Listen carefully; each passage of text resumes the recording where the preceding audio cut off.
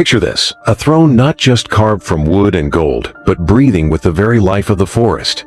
A seat of power that pulsed with the whispers of ancient trees, the rumble of thunder, and the soul of the land. Sounds like fantasy, right? But for the Oyo Empire, this wasn't fiction, it was reality.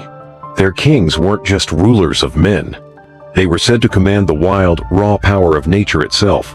In a time when leadership meant spiritual duty, not just political control, this throne symbolized a sacred bond. And maybe, just maybe, true leadership still requires listening to something greater than ourselves.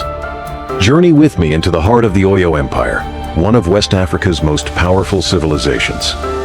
We're not just flipping history pages, we're stepping into a world where the earth itself spoke through kings. The Alaafin, the king of Oyo, wasn't respected just for his title or army. His strength came from an ancient, spiritual bond with the land, its animals, and unseen forces. This is the legend of the Forest Throne, where ruling meant serving the spirits of nature and protecting the soul of the people.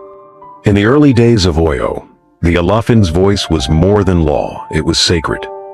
You see, the Yoruba people didn't see the land as property. The forests, rivers, mountains were alive, sacred, and filled with power. The king stood at the center of it all, a living bridge between the people and the divine. To harm the land was to offend the spirit world. To lead the people meant listening not only to elders, but to the wind, the trees, and the ancestors.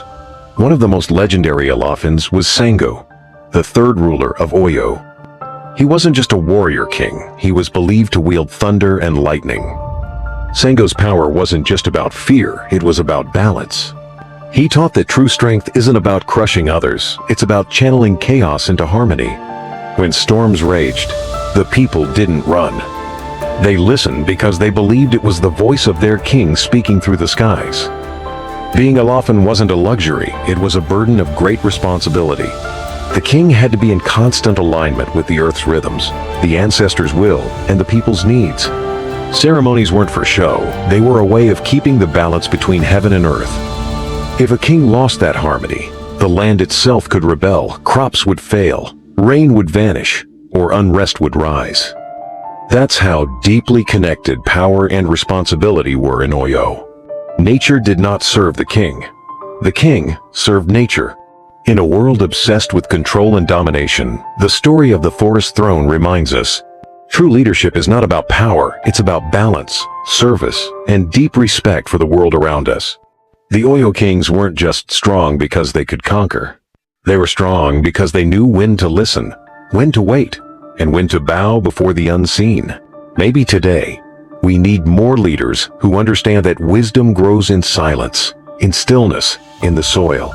If this story stirred something in you, if it made you think, feel, or see the world a little differently, like, share, and subscribe. We have many more untold African stories, stories of magic, spirit, courage, and wisdom. Drop a comment. What does true power mean to you? And remember, sometimes the most powerful thrones aren't built in palaces. They're rooted in the forest, whispered by the wind, and watched over by the ancestors.